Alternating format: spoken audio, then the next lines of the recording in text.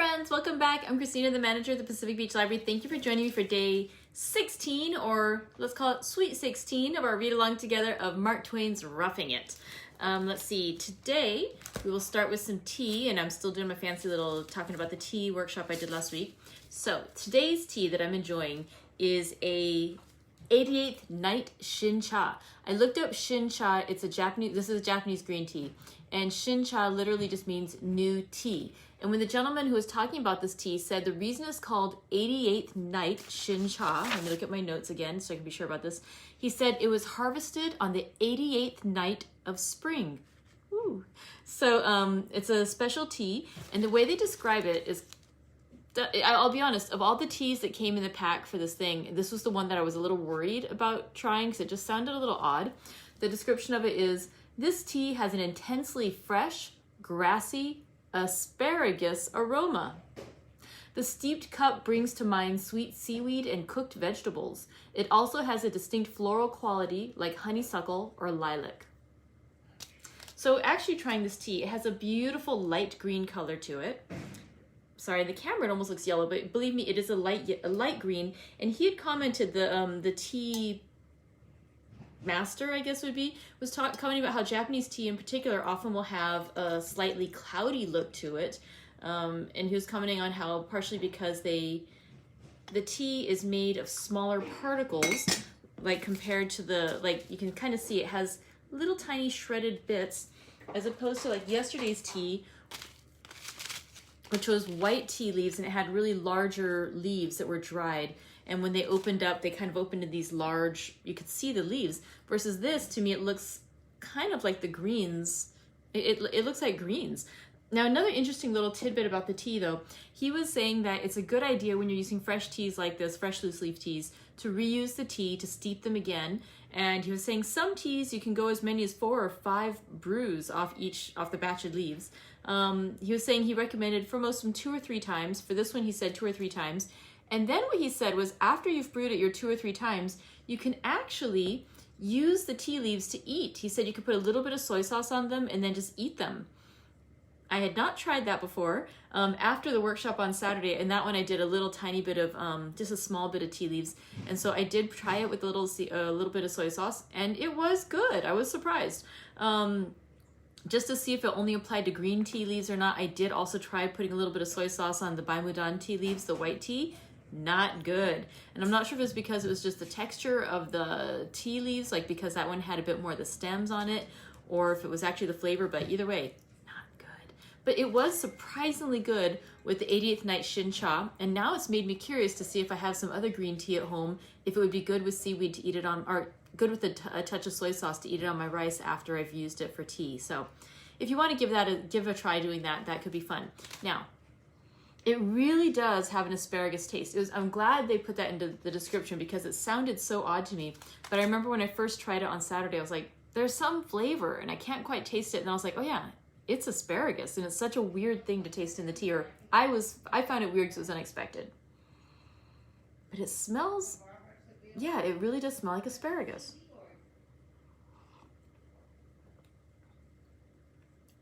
It doesn't taste like asparagus though. I mean, it has that smell to it. It has, it is an interesting tea because it's a green tea, but it has like this, I guess I kind of think of green teas as a slight more bitterness than this one has. This one does kind of have a sweetness to it. And yeah, very like asparagus. It's so bizarre, but it's really quite good. It's surprisingly good. Okay, so that's my tea for the day. Going off tea to something else a little interesting is that you can still vote for what you'd like to read next. Right now, we still only have 2 candidates for reading next. So if there's something that you want to read that was published in 1925 or earlier, I do encourage you to nominate it. I might try to think of something else just to add in there to see if it sparks some folks to do some more nominating of their own and some voting. But right now, our leading book is Wuthering Heights by Emily Bronte. Now, if you don't want to see me lift up this book for the next several weeks as we read Wuthering Heights together, this is a good time to nominate something else and vote on it. Otherwise, it looks like right now we might be starting Wuthering Heights in a couple weeks. All right, Let's go though. We are still on Roughing It by Mark Twain. So let's talk a little bit about yesterday's reading, and then we'll go ahead and start in today's. In yesterday's reading, it was an interesting one. We'll get to it, but it actually did leave me kind of tongue-tied at the end. I wasn't sure what to say about it. I had to kind of take some time to think my thoughts. And I think I've kind of organized my thoughts a little bit, but I'm sure it'll get flustered eventually. So let's go in and talk though about the chapters. We read chapters 52 to 54. Chapter 52 was a lot of numbers actually. Mark Twain was talking about the wealth of the mines, of the silver mines, and also about like how the mines were constructed, like the wood that was in there to build the scaffolding and the mines and the tunnels inside, and also how much was shipped between various places, and then the value of those shipments of silver. And so it was a lot of numbers and interesting stuff. And again, I showed this yesterday, but I didn't know if you guys really caught this. He was talking about the gallery and how people would go down the tunnels, go down the tunnels and just go down. Let me get a little closer so you can really see. And just going down these really steep tunnels, like climbing on the ladders, and just, yeah, so deep. And just if you drop somebody, then you would basically be doing an inquest because the person would be dropped to their death. It was just such a long, steep tunnel. And so just really interesting story. He was talking about, again, the value was quite remarkable, $25 million in bullion in the year of 1863. And then he's like, well, actually, maybe it was only 20 million. Still, $20 million is a lot of money today, but especially back in 1863, that was a lot of money. In chapter 53, he told the story about a gentleman named Jim Blaine, who he had been advised was a great storyteller. And in fact, he had a story about a ram, but he had to be just the right amount of drunkenness. Had to be drunk enough to tell it, drunk enough to loosen up his lips and get his mind ready to tell the story, but not so drunk that he's going to pass out and not be able to tell you the whole story. So they finally tell Mark Twain, this is the moment. He's ready. He's going to tell his story. Come on down. So Mr. Blaine starts telling his story, and he says he's going to tell a story about the ram, but then he starts talking about this other guy, and then he starts talking about this other thing, and they talk to this lady with a glass eye, and then she loaned the glass eye to this other lady. The other lady's, her eye socket wasn't the same size. Eye would fall out, kind of freak people out if you spin in the wrong way. On and on, all these circuitous stories, until finally, you think you're ready to get to the place where you're going to get to the ram, when Jim Blaine passed out and fell asleep. And the story that Mark Twain finally gets is that he had been teased that, or had been sold, that the other gentleman who played a trick on him, that this Jim Blaine would always say he was going to tell a story about the ram, but he never ever got to it because he would always get distracted by other stories. And so it was a fun story that he told, but just it was kind of a bit of trickery too, because Mark Twain was expecting something else. Finally, chapter 54. Mark Twain is talking, he's been spending a lot of time talking about the various residents, the colorful denizens of the Nevada territory. And now he gets to the large Chinese population in Virginia. And he was saying how, which is also the case in many cities along the Pacific coast.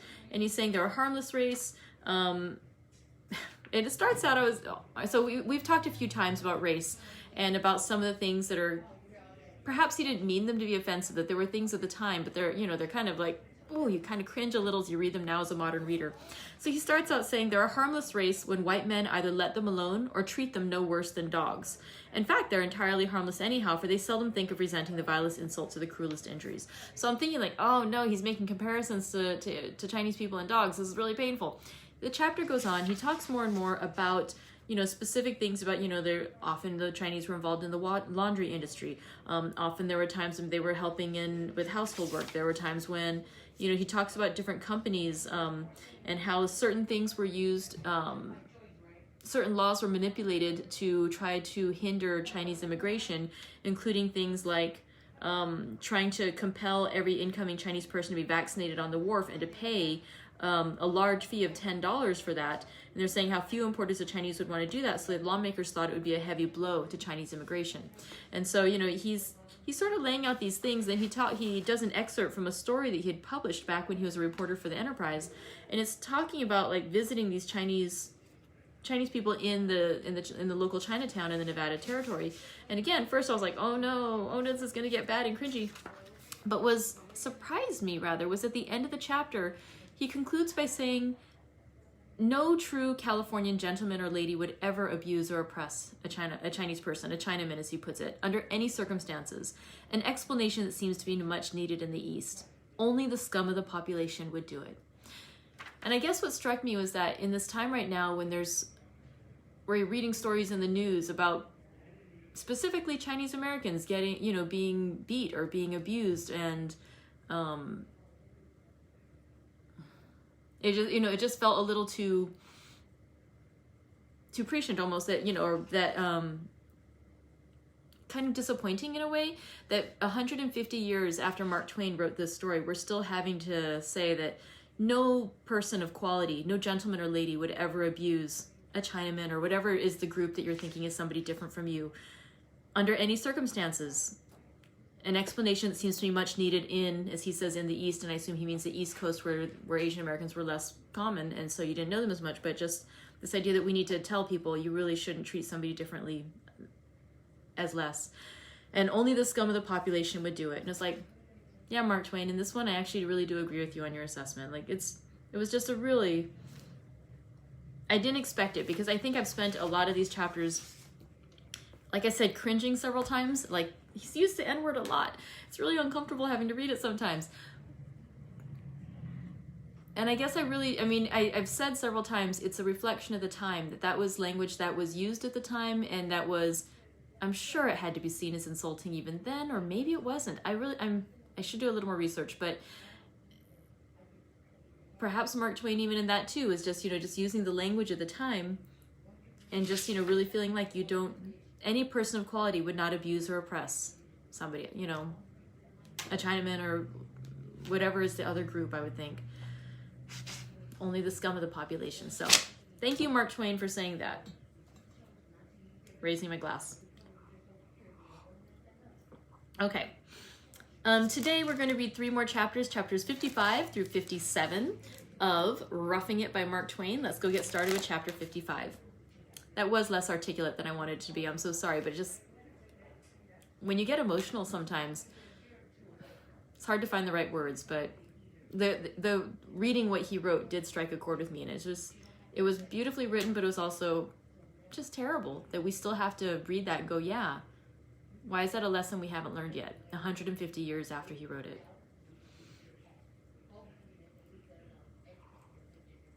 "160 years after people were being abused in the Virginia territory, or in Nevada territory of Virginia."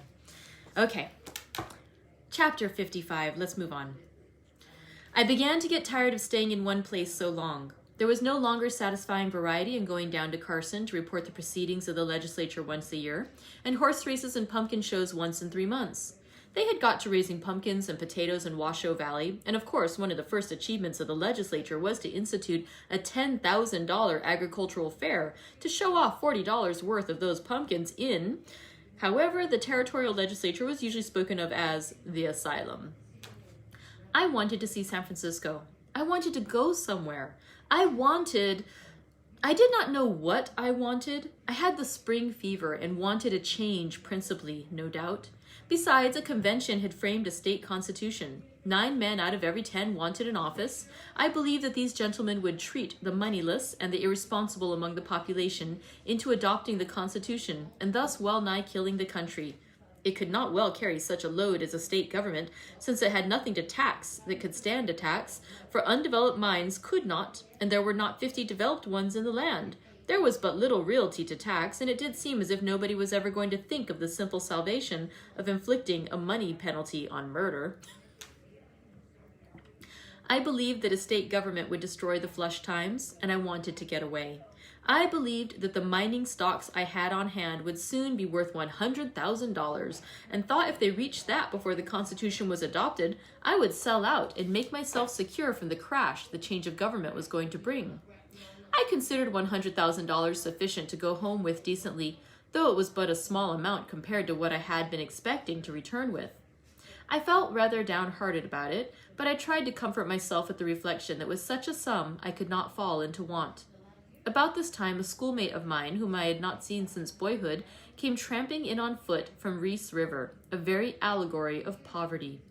The son of wealthy parents, here he was, in a strange land, hungry, bootless, mantled in an ancient horse blanket, roofed with the brimless hat, and so generally and so extravagantly dilapidated that he could have taken the shine out of the prodigal son himself, as he pleasantly remarked.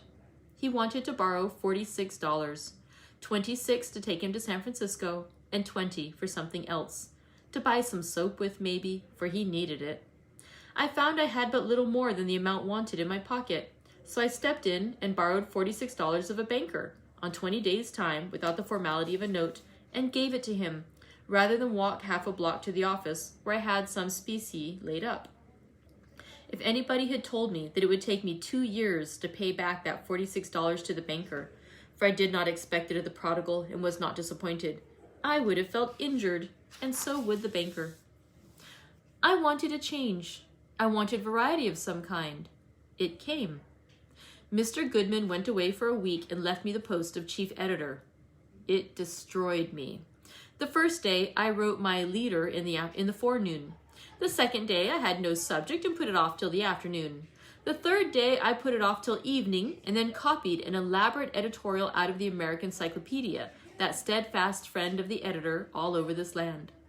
The fourth day, I fooled around till midnight and then fell back on the encyclopedia again.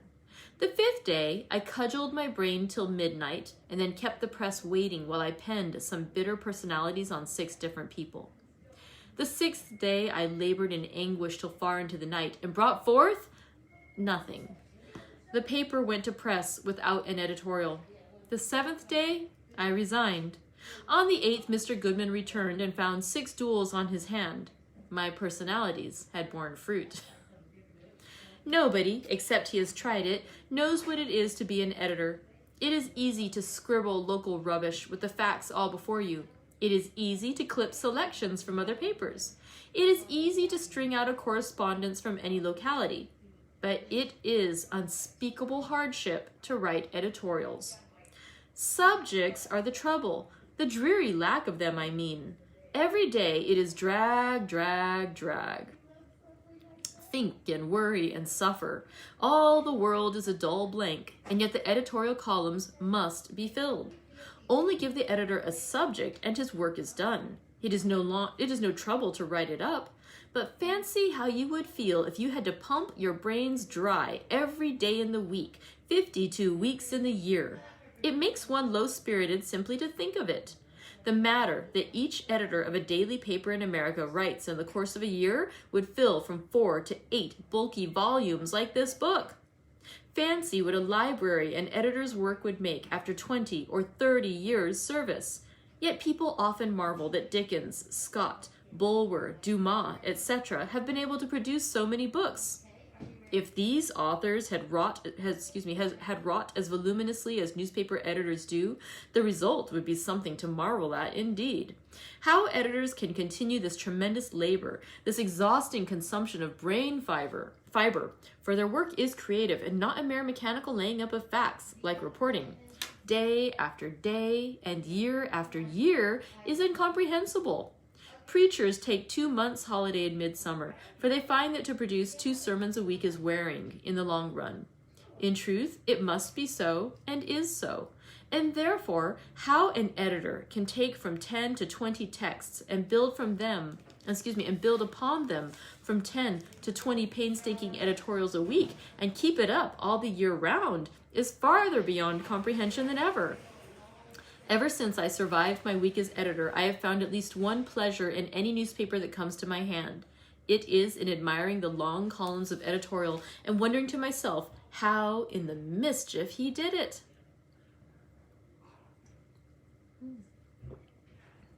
Mr. Goodman's return relieved me of employment, unless I chose to become a reporter again. I could not do that. I could not serve in the ranks after being general of the army. So I thought I would depart and go abroad into the world somewhere. Just at this juncture, Dan, my associate in the reportorial department, told me casually that 2 citizens had been trying to persuade him to go with them to New York and aid in selling a rich silver mine which they had discovered and secured in a new mining district in our neighborhood. He said they offered to pay his expenses and give him 1/3 of the proceeds of the sale. He had refused to go. It was the very opportunity I wanted. I abused him for keeping so quiet about it and not mentioning it sooner. He said it had not occurred to him that I would like to go, and so he had recommended them to apply to Marshall, the reporter of the other paper. I asked Dan if he was a good, honest mine. If it was a good, honest mine and no swindle. He said the men had shown him 9 tons of the rock, which they had got out to take to New York, and he could cheerfully say that he had seen but little rock in Nevada that was richer. And moreover, he said that they had secured a tract of valuable timber and a mill site near the mine. My first idea was to kill Dan. But I changed my mind, notwithstanding I was so angry, for I thought maybe the chance was not yet lost. Dan said it was by no means lost, that the men were absent at the mine again, and would not be in Virginia to leave for the East for some 10 days, that they had requested him to do the talking to Marshall, and he had promised that he would either secure Marshall or somebody else for them by the time they got back. He would now say nothing to anybody till they returned, and then fulfill his promise by furnishing me to them.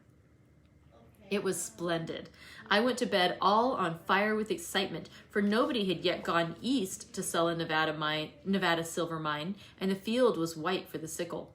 I felt that such a mine as the one described by Dan would bring a princely sum in New York, and sell without delay or difficulty. I could not sleep, my fancy so rioted through its castles in the air. It was the blind lead come again. Next day I got away on the couch with the usual eclat attending departures of old citizens. For if you have only half a dozen friends out there, they will make noise for 100 rather than let you seem to go away neglected and unregretted. And Dan promised to keep strict watch for the men that had the mine to sell. The trip was signalized but by one little incident, and that occurred just as we were about to start.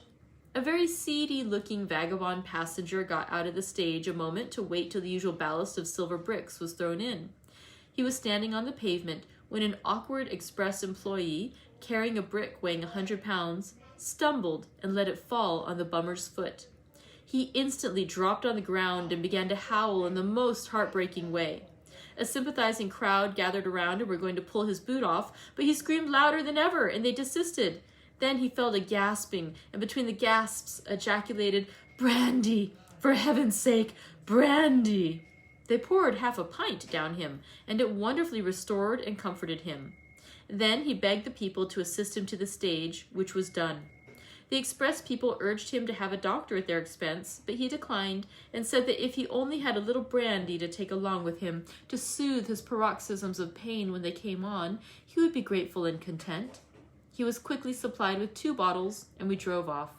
He was so smiling and happy after that I could not refrain from asking him how he could possibly be so comfortable with the crushed foot.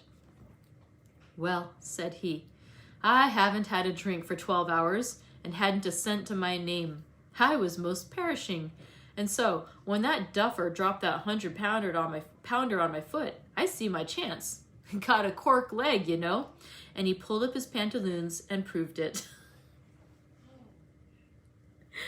He was as drunk as a lord all day long, and full of chucklings over his timely ingenuity. One drunken man necessarily reminds one of another. I once heard a gentleman tell about an incident which he witnessed in a Californian ballroom. He entitled it, "Ye Modest Man Taketh a Drink." It was nothing but a bit of acting, but it seemed to me a perfect rendering and worthy of Toodles himself. The modest man, tolerably far gone with beer and other matters, enters a saloon. 25 cents is the price for anything and everything, and specie the only money used, and lays down a $50, calls for whiskey and drinks it. The barkeeper makes change and lays a quarter in a wet place on the counter. The modest man fumbles at it with nerveless fingers, but it slips and the water holds it. He contemplates it and tries again. Same result. Observes that people are interested in what he is at. Blushes. Fumbles at the quarter again. Blushes. Puts his forefinger carefully, slowly down to make sure of his aim. Pushes the coin towards the barkeeper and says with a sigh, "Give me a cigar." Naturally, another gentleman present told another drunken man. He said it reeled toward home late at night, made a mistake, and entered the wrong gate. Thought he saw a dog on the stoop, and it was an iron one. He stopped and considered. Wondered if it was a dangerous dog. Ventured to say, Be gone." No effect. Then he approached warily and adopted conciliation. pursed up his lips and tried to whistle, but failed. Still approached, saying, "Poor dog.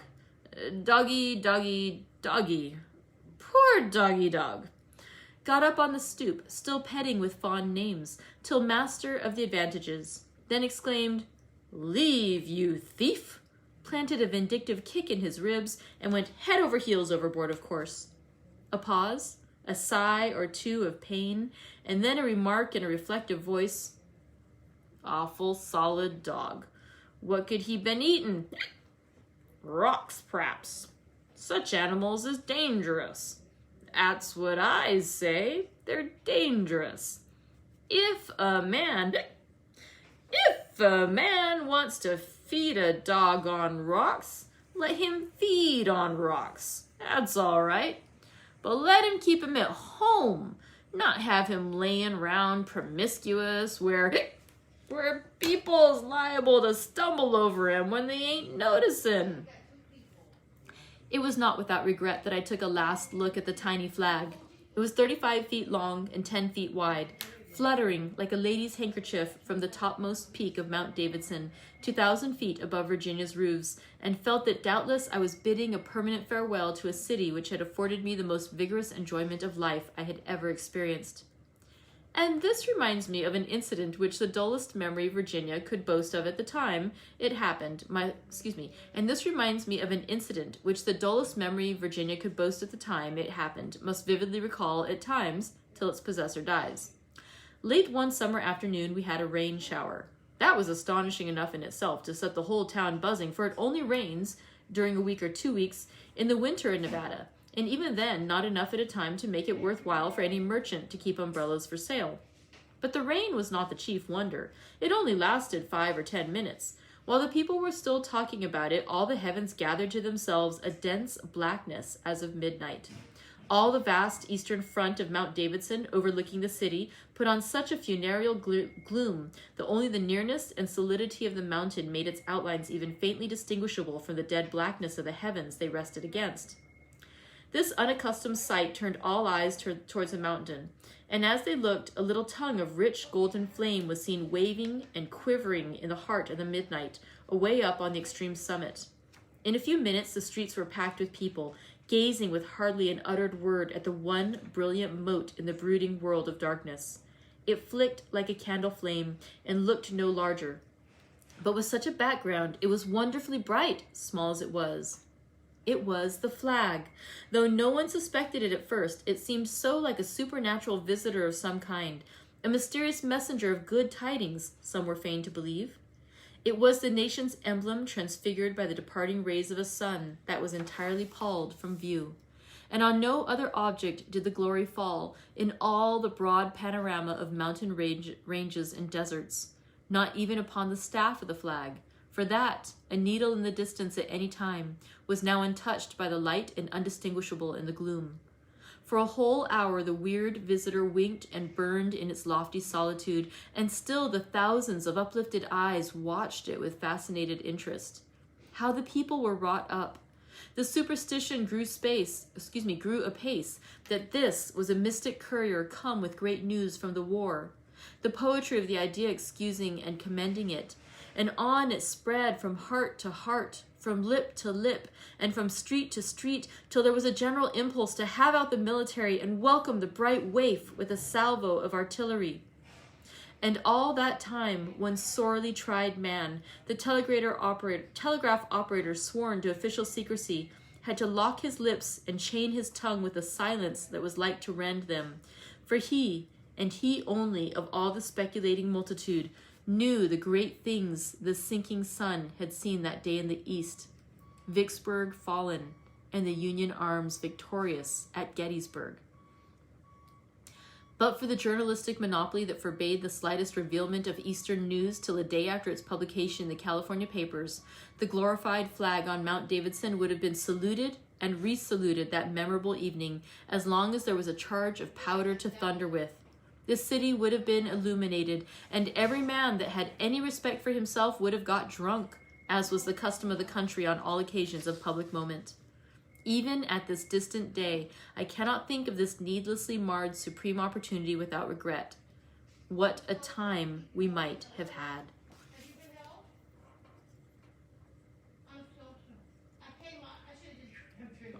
And now chapter 56. We rumbled over the plains and valleys, climbed the Sierras to the clouds, and looked down upon summer-clad California. And I will remark here in passing that all scenery in California requires distance to give it its highest charm. The mountains are imposing in their sublimity and their majesty of form and altitude from any point of view, but one must have distance to soften their ruggedness and enrich their tintings. A Californian forest is best at a little distance, for there is a sad poverty of variety and species, the trees being chiefly of one monotonous family, redwood, pine, spruce, fir. And so, at a near view, there is a wearisome sameness of attitude in their rigid arms, stretched downward and outward in one continued and reiterated appeal to all men to, "Shh, don't say a word, you might disturb somebody." Close at hand, too, there is a reliefless and relentless smell of pitch and turpentine. There is a ceaseless melancholy in their sighing and complaining foliage. One walks over a soundless carpet of beaten yellow bark and dead spines of the foliage till he feels like a wandering spirit bereft of a footfall. He tires of the endless tufts of needles and yearns for substantial, shapely leaves. He looks for moss and grass to loll upon and finds none, for where there is no bark, there is naked clay and dirt, enemies to pensive musing and clean apparel. Often a grassy plain in California is what it should be, but often too it is best contemplated at a distance, because although its grass blades are tall, they stand up vindictively straight and self-sufficient, and are unsociably wide apart, with uncomely spots of barren sand between. One of the queerest things I know of is to hear tourists from the States go into ecstasies over the loveliness of ever-blooming California. And they always do go into that sort of ecstasies. But perhaps they would modify them if they knew how old Californians, with the memory full upon them of the dust-covered and questionable summer greens of Californian verdure, stand astonished and filled with worshipping admiration in the presence of the lavish richness, the brilliant green, the infinite freshness, the spendthrift variety of form and species and foliage that make an eastern landscape a vision of paradise in itself. The idea of a man falling into raptures over grave and somber California, when that man has seen New England's meadow expanses and her maples, oaks, and cathedral-windowed elms decked in summer attire, or the opaline splendors of autumn descending upon her forests, comes very near being funny. Would be, in fact, but that it is so pathetic. No land with an unvarying climate can be very beautiful. The tropics are not, for all the sentiment that is wasted on them. They seem beautiful at first, but sameness impairs the charm by and by. Change is the handmaiden nature requires to do her miracles with. The land that has 4 well-defined seasons cannot lack beauty or pall with monotony. Each season brings a world of enjoyment and interest in the watching of its unfolding, its gradual, harmonious development, its culminating graces, and just as one begins to tire of it, it passes away, and a radical change comes, with new witcheries and new glories in its train. And I think that to one in sympathy with nature, each season in its turn seems the loveliest. San Francisco, a truly fascinating city to live in, is stately and handsome at a fair distance. But close at hand, one notes that the architecture is mostly old-fashioned. Many streets are made up of decaying, smoke-grimed, wooden houses, and the barren sandhills toward the outskirts obtrude themselves too prominently. Even the kindly climate is sometimes pleasanter when read about than personally experienced, for a lovely cloudless sky wears out its welcome by and by, and then when the longed-for rain does come, it stays. Even the playful earthquake is better contemplated at a however, there are varying opinions about that. The climate of San Francisco is mild and singularly equable. The thermometer stands at about 70 degrees the year round. It hardly changes at all. You sleep under 1 or 2 light blankets summer and winter, and never use a mosquito bar. Nobody ever wears summer clothing. You wear black broadcloth, if you have it, in August and January, just the same. It is no colder and no warmer in the one month than the other. You do not use overcoats and you do not use fans. It is as pleasant a climate as could well be contrived, take it all around, and is doubtless the most unvarying in the whole world. The wind blows there a great deal in the summer months, but then you can go over to Oakland if you choose, 3 or 4 miles away. It does not blow there. It has only snowed twice in San Francisco in 19 years, and then it only remained on the ground long enough to astonish the children and set them to wondering what the feathery stuff was. During 8 months of the year, straight along, the skies are bright and cloudless and never a drop of rain falls. But when the other 4 months come along, you will need to go and steal an umbrella, because you will require it. Not just one day, but 120 days in hardly varying succession. When you want to go visiting or attend church or the theater, you never look up at the clouds to see whether it is likely to rain or not. You look at the almanac. If it is winter, it will rain. And if it is summer, it won't rain. And you cannot help it. You never need a lightning rod, because it never thunders and it never lightens. And after you have listened for 6 or 8 weeks every night to the dismal monotony of those quiet rains, you will wish in your heart the thunder would leap and crash and roar along those drowsy skies once and make everything alive. You will wish the prisoned lightnings would cleave the dull firmament asunder and light it with a blinding glare for one little instant. You will give anything to hear the old familiar thunder again and see the lightning strike somebody. And along in the summer, when you have suffered about 4 months of lustrous, pitiless sunshine, you are ready to go down on your knees and plead for rain, hail, snow, thunder, and lightning, anything to break the monotony. You will take an earthquake if you cannot do any better, and the chances are that you'll get it too. San Francisco is built on sand hills, but they are prolific sand hills. They yield a generous vegetation. All the rare flowers which people in the States rear with such patient care in parlor flower pots and greenhouses flourish luxuriantly in the open air there all the year round. Calla lilies, all sorts of geraniums, passion flowers, moss roses. I do not know the names of a 10th part of them. I only know that while New Yorkers are burdened with banks and drifts of snow, Californians are burdened with banks and drifts of flowers, if they only keep their hands off and let them grow. And I have heard that they have also that rarest and most curious of all the flowers, the beautiful Espiritu Santo, as the Spaniards call it, or flower of the Holy Spirit, though I thought it grew only in Central America, down on the isthmus. In its cup is the daintiest little facsimile of a dove, as pure as snow. The Spaniards have a superstitious reverence for it. The blossom has been conveyed to the States, submerged in ether, and the bulb has been taken thither also, but every attempt to make it bloom after it arrived has failed. I have elsewhere spoken of the endless winter of Mono, California, and but this moment of the eternal spring of San Francisco. Now if we travel 100 miles in a straight line, we come to the eternal summer of Sacramento. One never sees summer clothing or mosquitoes in San Francisco, but they can be found in Sacramento. Not always and unvaryingly, but about 143 months out of 12 years, perhaps. Flowers bloom there always, the reader can easily believe. People suffer and sweat and swear, morning, noon, and night, and wear out their stanchest energies fanning themselves. It gets hot there, but if you go down to Fort Yuma, you will find it hotter. Fort Yuma is probably the hottest place on earth. The thermometer stays at 120 in the shade there all the time, except when it varies and goes higher.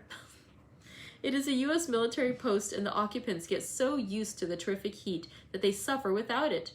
There is a tradition, attributed to John Phoenix, and there's a footnote saying, it has been purloined by 50 different scribblers who were too poor to invent a fancy but not ashamed to steal one, Mark Twain. There a very, very wicked soldier died there once, and of course went straight to the hottest corner of perdition. And the next day, he telegraphed back for his blankets. There is no doubt about the truth of this statement. There can be no doubt about it. I have seen the place where that soldier used to board. In Sacramento, it is fiery summer always, and you can gather roses and eat strawberries and ice cream and wear white linen clothes and pant and perspire at 8 or 9 o'clock in the morning, and then take the cars and at noon put on your furs and your skates and go skimming over frozen Donner Lake, 7,000 feet above the valley, among snowbanks 15 feet deep, and in the shadow of grand mountain peaks that lift their frosty crags 10,000 feet above the level of the sea. There is a transition for you. Where will you find another like it in the Western Hemisphere? And some of us have swept around snow-walled curves of the Pacific Railroad in that vicinity, 6,000 feet above the sea, and looked down as the birds do upon the deathless summer of the Sacramento Valley, with its fruitful fields, its feathery foliage, its silver streams, all slumbering in the mellow haze of its enchanted atmosphere, and all infinitely softened and spiritualized by distance, a dreamy, exquisite glimpse of fairyland, made all the more charming and striking that it was caught through a forbidden gateway of ice and snow and savage crags and precipices. And finally, chapter 57.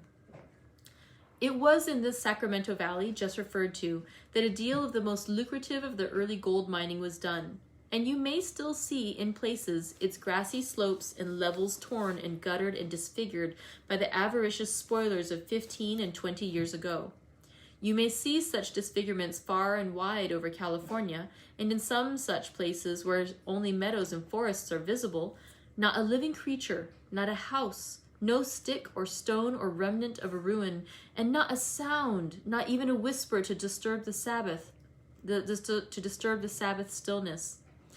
You will find it hard to believe that there stood at one time a fiercely flourishing little city of 2,000 or 3,000 souls, with its newspaper, fire company, brass band, volunteer militia, bank, hotels, noisy 4th of July processions, and speeches, gambling halls crammed with tobacco smoke, profanity, and rough-bearded men of all nations and colors, with tables heaped with gold dust sufficient for the revenues of a German principality, streets crowded and rife with business, town lots worth $400 a front foot, labor, laughter, music, dancing, swearing, fighting, shooting, stabbing, a bloody inquest, and a man for breakfast every morning, everything that delights and adorns existence, all the appointments and appurtenances of a thriving and prosperous and promising young city. And now, nothing is left of it all but a lifeless, homeless solitude. The men are gone. The houses have vanished. Even the name of the place is forgotten. In no other land in modern times have towns so absolutely died and disappeared as in the old mining regions of California. It was a driving, vigorous, restless population in those days. It was a curious population. It was the only population of the kind that the world has ever seen gathered together, and it is not likely that the world will ever see its like again. For, observe, it was an assemblage of 200,000 young men, not simpering, dainty, kid-gloved weaklings, but stalwart, muscular, dauntless young braves, brimful of push and energy, and royally endowed with every attribute that goes to make up a peerless and magnificent manhood, the very pick and choice of the world's glorious ones. No women, no children, no gray and stooping veterans, none but erect, bright-eyed, quick-moving, strong-handed young giants. The strangest population, the finest population, the most gallant host that ever trooped down the startled solitudes of an unpeopled land. And where are they now? Scattered to the ends of the earth, or prematurely aged and decrepit, or shot or stabbed in street affrays, or dead of disappointed hopes and broken hearts?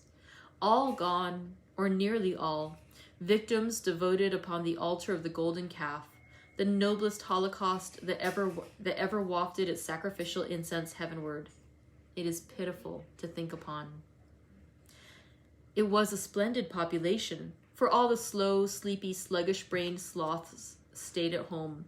You never find that sort of people among pioneers. You cannot build pioneers out of that sort of material.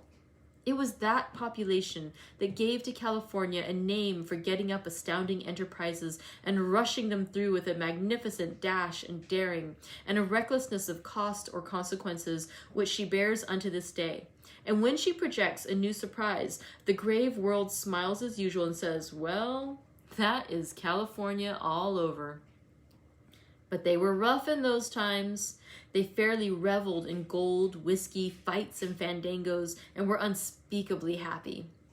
The honest miner raked from $100 to $1,000 out of his claim a day, and what with the gambling dens and other entertainments, he hadn't a cent the next morning if he had any sort of luck. They cooked their own bacon and beans, sewed on their own buttons, washed their own shirts, blue woolen ones, and if a man wanted a fight on his hands without any annoying delay, all he had to do was to appear in public in a white shirt or a stovepipe hat, and he would be accommodated. For those people hated aristocrats. They had a particular and malignant animosity toward what they call a biled shirt. It was a wild, free, disorderly, grotesque society. Men, only swarming hosts of stalwart men, nothing juvenile, nothing feminine visible anywhere. In those days, miners would flock in crowds to watch a glimpse of that rare and blessed spectacle, a woman. Old inhabitants tell how, in a certain camp, the news went abroad early in the morning that a woman was come. They had seen a calico dress hanging out of a wagon down at the camping ground, sign of emigrants from over the Great Plains. Everybody went down there, and a shout went up when an actual bona fide dress was discovered fluttering in the wind. The male emigrant was visible. The miners said, "Fetch her out." He said, "It is my wife, gentlemen. She is sick. We have been robbed of money, provisions, everything by the Indians. We want to rest." "Fetch her out. We've got to see her." "But gentlemen, the poor thing, she..." "Fetch her out." He fetched her out, and they swung their hats and sent up 3 rousing cheers and a tiger, and they crowded around and gazed at her and touched her dress and listened to her voice with the look of men who listened to a memory rather than a present reality. And then they collected $2,500 in gold and gave it to the man, and swung their hats again and gave 3 more cheers and went home satisfied. Once, I dined in San Francisco with the family of a pioneer and talked with his daughter, a young lady whose first experience in San Francisco was an adventure, though she herself did not remember it, as she was only 2 or 3 years old at the time. Her father said that, after landing from the ship, they were walking up the street, a servant leading the party with a little girl in her arms. And presently a huge miner, bearded, belted, spurred, and bristling with deadly weapons, just down from a long campaign in the mountains evidently, barred the way, stopped the servant, and stood gazing with a face all alive with gratification and astonishment. Then he said, reverently, "Well, if it ain't a child." And then he snatched a little leather sack out of his pocket and said to the servant, "There's $150 in dust there, and I'll give it to you to let me kiss the child." That anecdote is true. But see how things change. Sitting at that dinner table, listening to that anecdote, if I had offered double the money for the privilege of kissing the same child, I would have been refused. 17 added years have far more than doubled the price. And while upon this subject, I will remark that once in Star City, in the Humboldt Mountains, I took my place in a sort of long post-office single file of miners to patiently await my chance to peep through a crack in the cabin and get a sight of the splendid new sensation, a genuine, live woman. And at the end of half of an hour, my turn came, and I put my eye to the crack. And there she was, with one arm akimbo and tossing flapjacks in a frying pan with the other. And she was 165 years old and hadn't a tooth in her head. Footnote says, being in calmer mood now, I voluntarily knock off 100 from that. Mark Twain. So, thank you for joining me today for our read-along from Roughing It by Mark Twain. Did I say this? I don't remember what I said. Thank you for joining me today for our read-along together of Roughing It by Mark Twain. I'm sorry, I'm just amused by that idea of them all lining up. And I wonder too if they knew that they were just lining up to see a woman, regardless of age, flying flapjack, you know, a 60-something-year-old woman frying flapjacks, if that was okay. It was just so exciting to see a woman, or if they're expecting something a little racier.